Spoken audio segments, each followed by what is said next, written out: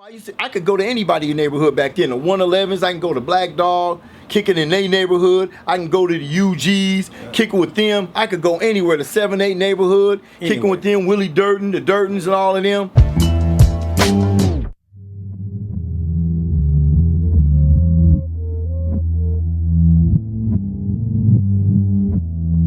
For the dime moves in the lokes, for the 6-4s on spokes, for the OGs that did a dime, came back around on parole.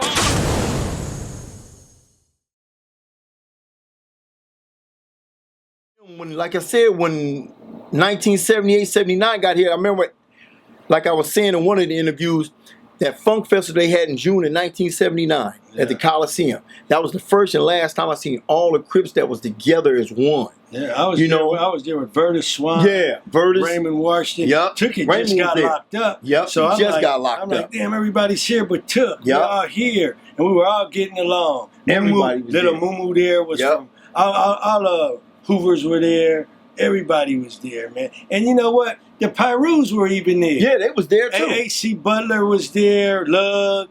They were all there. We was just want to see the music. We were all on the field, all at the same time, just mobbing, having a good time, listening to Bustin' Out by Rick James. Yeah, Parliament, all that stuff, right? But that was the last time everybody was basically together, because I'm going to tell you something. Yeah. When I knew everything was going bad, I went over there on 81st and Hoover, and I seen Tyrone Shows, right? And I said, hey, T, what's going on? And he looked at me like this, and he looked back at the apartments where all the Hoovers was at. Yeah. So he said, hey, pretty, this ain't a good time to be over here. You know, it's brewing in, in the area, right? So I looked like this. I was in my 6'4". And I said, yeah, man, well, it's been nice knowing you, homie. You know what I'm saying? I ain't going to come over here and make you look bad, and I don't want nobody to, get at you foul or whatever, about me being over here. Yeah. That was the last time I rode over there. Yeah. And then after that, that's when it was like, it's a trip, because everybody was wondering who was going to throw the first punch, who was going to throw the first shot. And after when Tyrone got killed, it got intense, because now everybody was like, damn, what we going to do? Yeah. I know Rick didn't want to leave that just like that, as it is. So when it finally did kick off, like I said, and I did this in a couple of interviews, we was giving each other passes. We catch each other, yeah, I'm going to give you a pass. Don't be caught over here again. But I told somebody, them passes is going to run out, homie. You only can keep giving a person so many passes. And the last pass I got, matter of fact, it was the last finale of the passes. I was on Vermont and Florence on that bus. Yeah. And the 5 trays and the 8 trays caught me on that bus. Yeah. And I was one of them old buses where you only had that one emergency door that swing out on the left. And I don't know what told me. I don't know if something moved me. I was in the back, because I used to like sitting in the back, had my Ace Deuce on. And something told me to go sit by this door. So I went and sat by the door, and I'm kicking it, and I see like about 15 dudes get on the bus. They get on the bus, and I hear somebody say, what's up, pretty? And I looked up like this. I said, oh, in my mind, I was saying, yeah, you fucked up, right? So when the bus was getting down to Vermont and Florence, my mind was saying, look, you better get the fuck off this bus, because you getting ready to get fucked up. So I put my hand on that emergency door like this, and all I heard was knock his eye out, stab him, shoot him, and I was like, man, I'm getting enough of this dialogue. So when the bus came to a stop, I hit that emergency door, jumped off, ran all the way around to the bus, and they was trying to scramble to get off the bus, right? Shit, by then I was skinny. I was like about $1.80 then, so I sprinted all the way to Gage, Vermont. That ain't a far. Matter of fact, that was the last time I rode a bus. Because, like I said, that's when I knew the passes was over with and it was going to get serious. So then we all started like wondering who could come on this side, who could come on that side. And it was just getting ridiculous, as much I thought it was, because now it got to the point where you couldn't trust nobody no more. It was funny, because I'm in the county jail now when all of this is falling apart, and I'm not believing what I'm hearing. I'm like, what the fuck? And then, because when I left the street, it was right when Tyrone had got shot.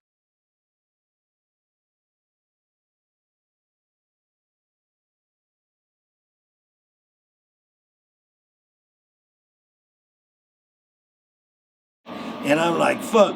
And the little homie had said, Cooch, come with us. The little homies are fighting. I'm thinking the little homies could handle their fight, and they could go their ways and still be friends, see each other Friday night at a party.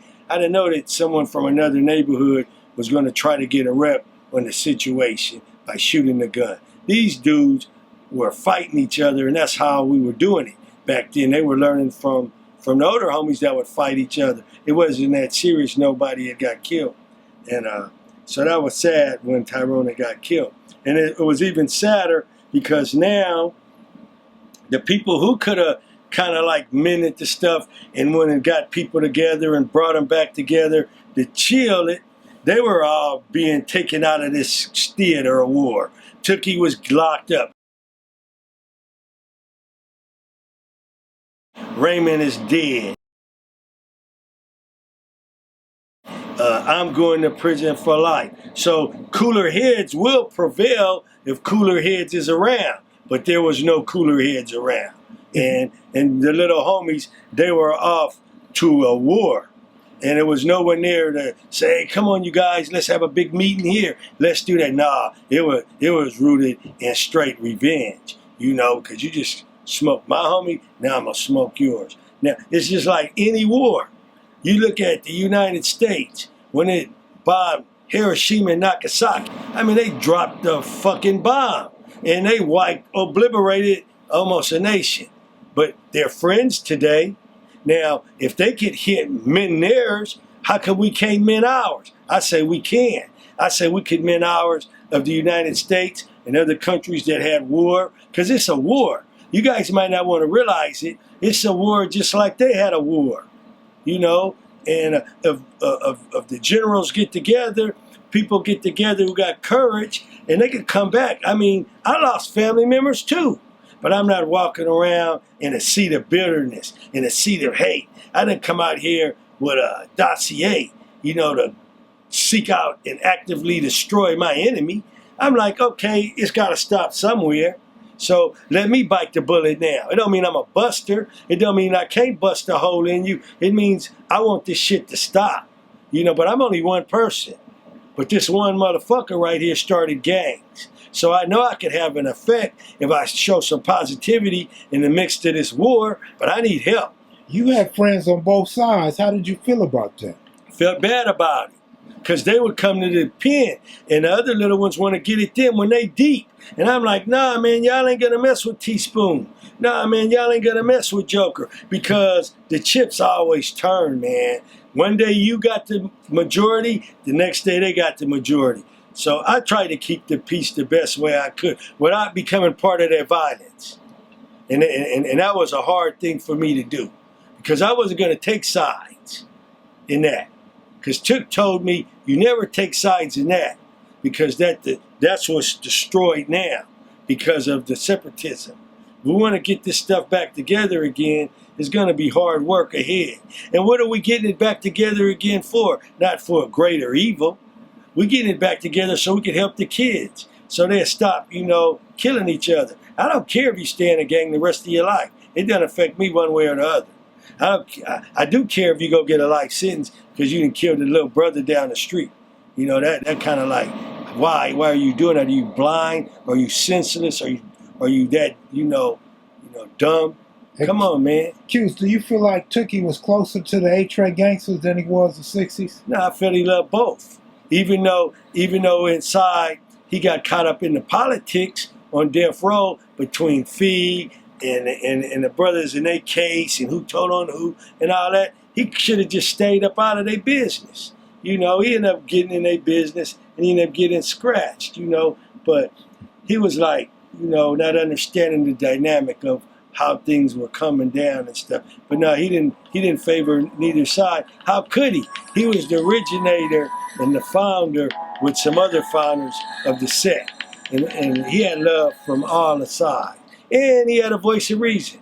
We would go head up. If he said, you two gonna fight each other, then y'all gonna fight each other. If you eat cheese, then you probably gonna get kicked off the set. If you talking shit about you want to fight Donna Ray, because Donna Ray's a Van Ness boy, and you tell Took I want to fight him head up, Took's gonna set up the fight. And that same way with Swig. You tell Swig I want to fight one of your boys head up, Swig's gonna set up the fight. You keep talking about Swig. Tell the people who Swig is. Swig was the second founder of the Van Ness boys. I'm not talking about the Van Ness gang. I'm talking about the Van Ness boys. Before they became Brims. Yeah. Well, they Did he never have a was pig Brims. They were allies with Brims, and then Baba Louie and them started the Bloods, so they were the beginning stages of uniting all of the gangs that wasn't Crips in L.A.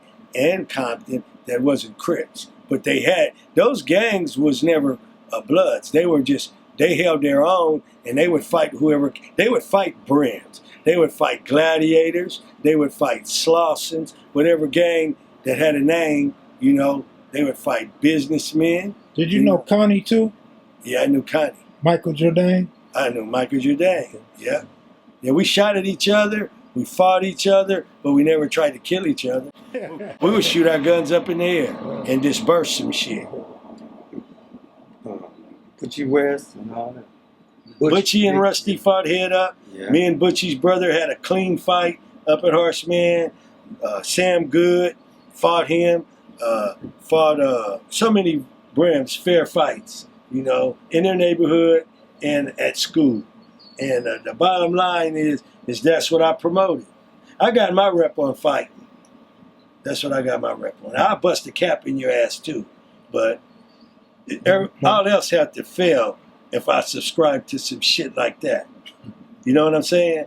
I would rather walk my gang across Normandy into Butlong and have a good melee, you know, at 1 o'clock at night.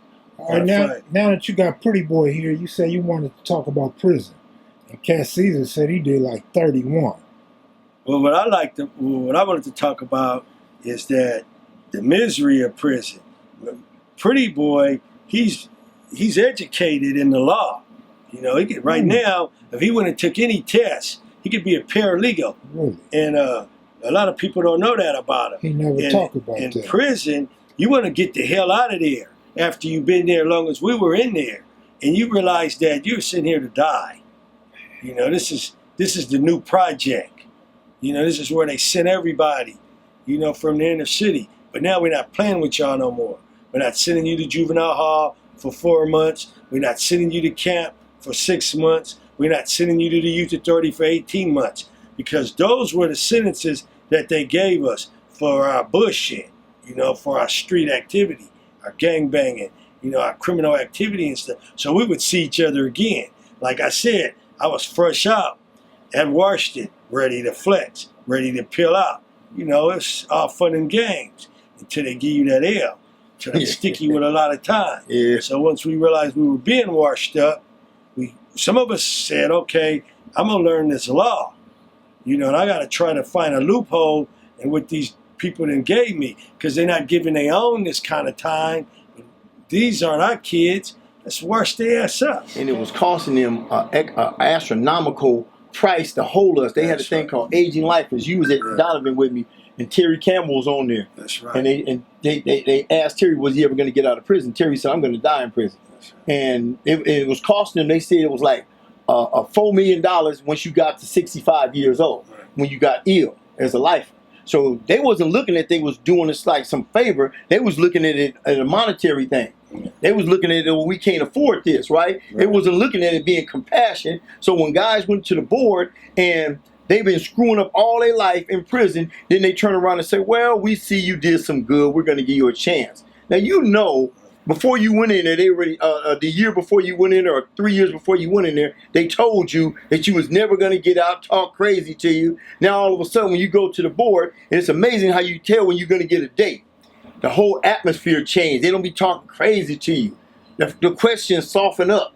We're not saying that we don't have remorse for our victims, but then you have innocent people who get incarcerated, you know, who really was just like snitched on. He was like in the wrong place at the wrong time, or he wasn't even at a place at all. And then you got those type of people who are incarcerated for a very long time. What we're saying is that the sentencing in California, the way they put in these heavy sentences on people, it's not having no effect on crime. It's not stopping violence.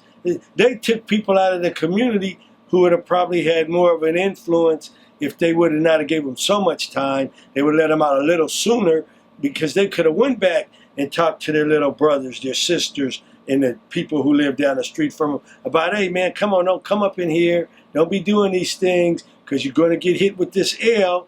It ain't no joke, man. They got a bar of the 3 strikes. They poured those dudes in there for stealing soda, taking pizza. That was ridiculous, man.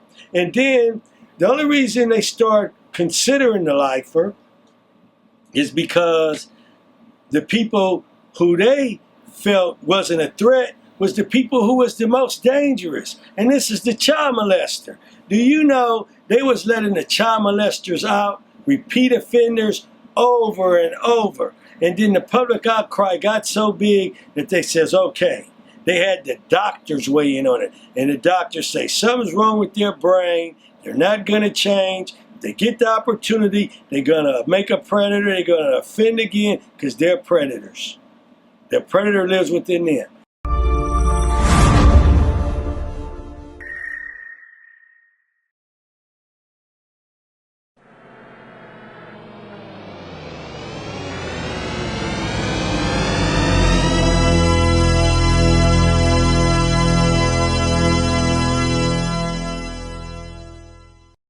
Everybody was proud of where he was from. We were too proud.